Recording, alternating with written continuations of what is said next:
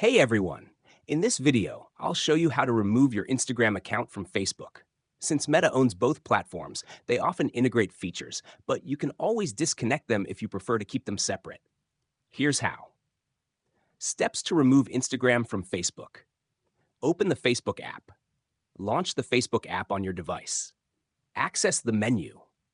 Tap the menu icon at the bottom right of the screen. Go to Settings. Tap the gear icon at the top right to open the Settings menu. Enter the Account Center. At the top of the screen, you'll see the Account Center. Tap on it, then select See More in Account Center. Manage connected accounts. Under Account Settings, tap on Accounts to view all connected profiles. Remove Instagram. Find your Instagram account in the list and tap Remove next to it. Confirm by selecting Remove Again, then follow the prompts to complete the process. Once removed, your Instagram and Facebook accounts will no longer be connected in the Account Center. You can still log into both apps individually as usual.